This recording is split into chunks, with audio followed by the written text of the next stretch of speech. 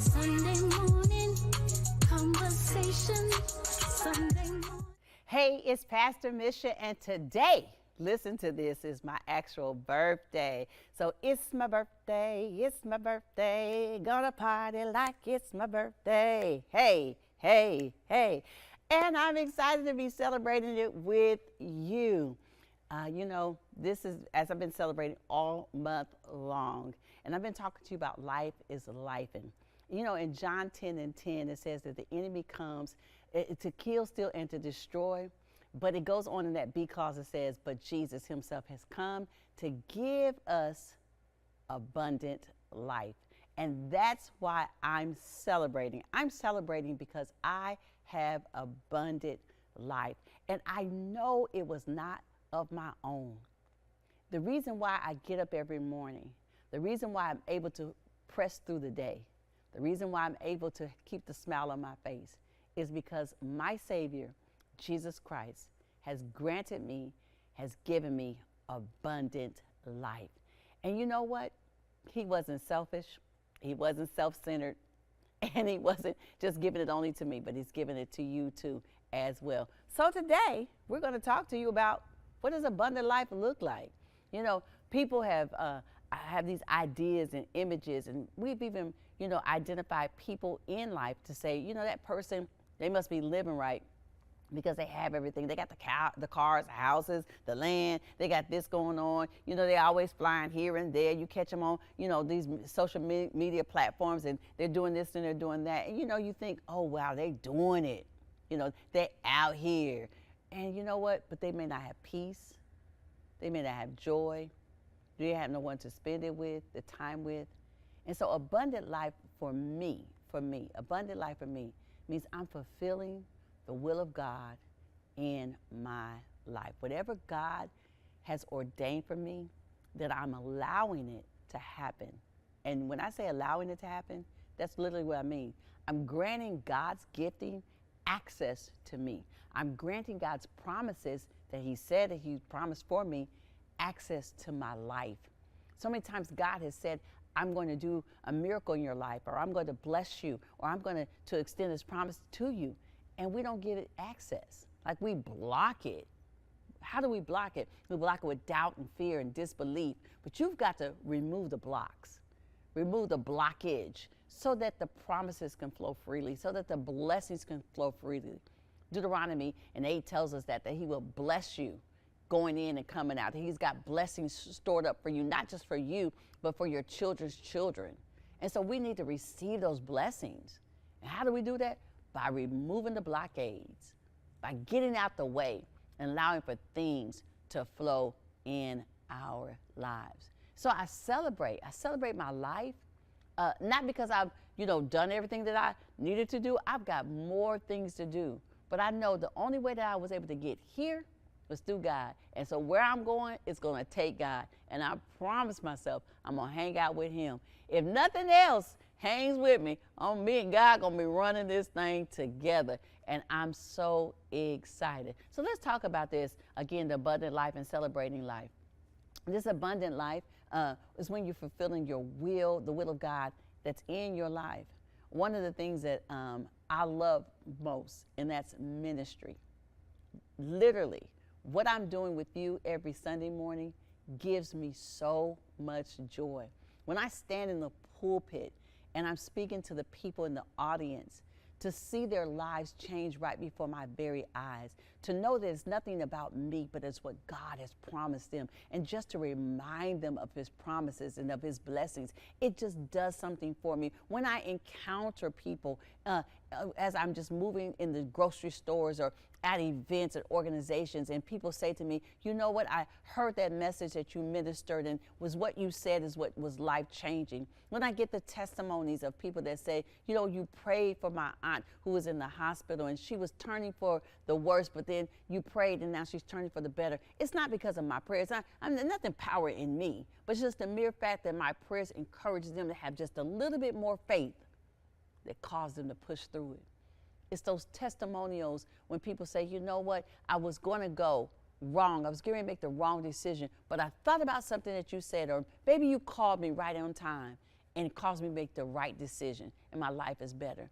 It's those young women that God has allowed for me to mentor, minister to, that their lives are changing for the better, that they're striving to be better products in society, that they're going into the boardrooms, that they're getting the promotions, that they're landing those jobs and careers that they wanted to have. Maybe they're connecting with that gentleman that they wanted to be with. Whatever that may be, is hearing those testimonies.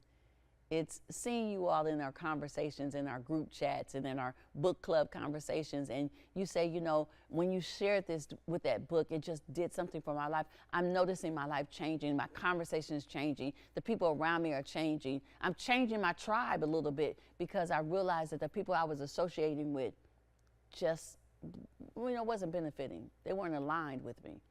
And so that's what's important. That's abundant living. I shared this with you all just a couple of Sundays ago, and I want to bring it back up because I think it's so key and important. We talked about the core beliefs and core values. That's abundant living. When you know your core values and you know your core beliefs, and that you're aligning yourself with those persons who have those same similar core values and core beliefs. What does that look like? That means that you got to do, what did we talk about? An assessment. You need to assess your core beliefs. You need to actually write them down and make sure that you know what your beliefs are. They're not preferences, but they're literally our beliefs, because that's a part of your foundation. How do we assess it?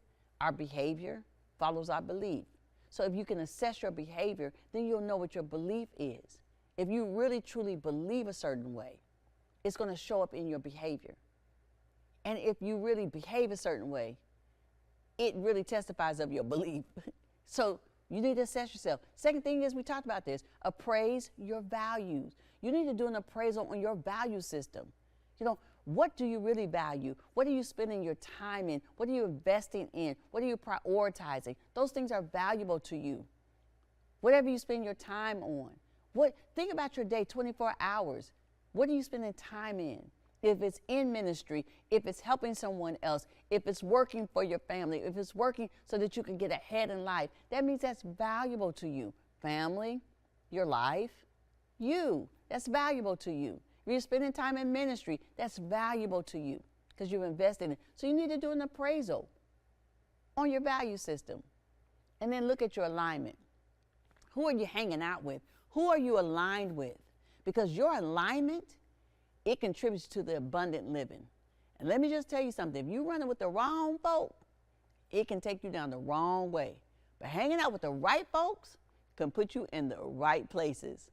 I chuckle. Many of you all know that I just became an owner of two beautiful horses. One a saddle horse and one is a Tennessee walking horse, Tonto and Farley. And we've got some stories we're going to be sharing with you later on. So, you know, just check out the feed so you can hang out here with us.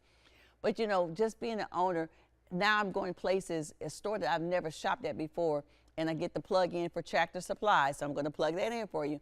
But I'm going to a store now that I've never been before because I've got to get supplies for those wonderful horses that I have. And amazingly enough, I went to an event for the American Heart Association, just being a part of the community, one of the organizations. And I talked to you all about that too, aligning yourself with the right organization. But that's an organization that I support. So I was there at the American Heart Association. And lo and behold, I run into a young lady.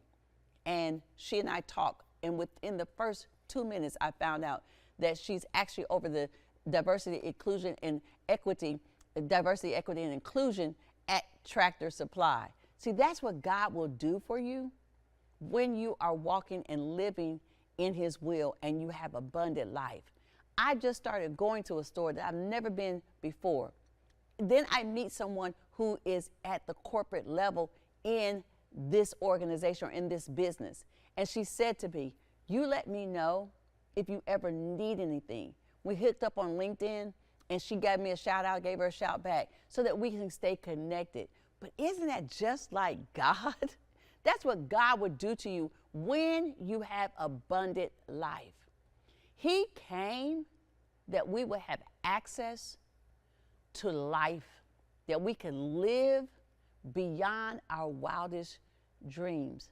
I'm doing things and I'm living from the prayers that I prayed as a little child.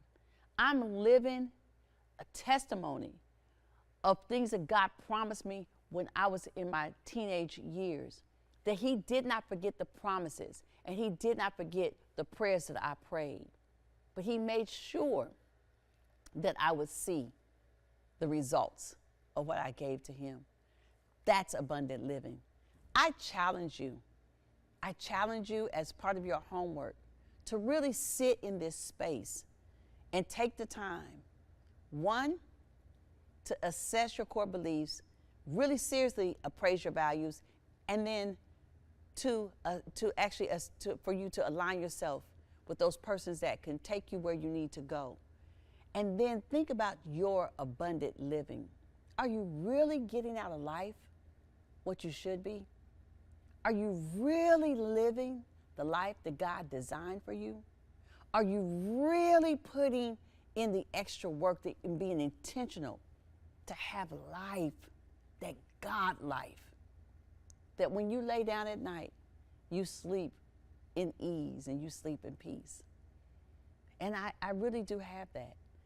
After all that I've been through, all these years on this earth, one thing I can say in this season, that God has been faithful, God has been true, and God has been faithful to his word. He's given me that abundant life, and I want that for you.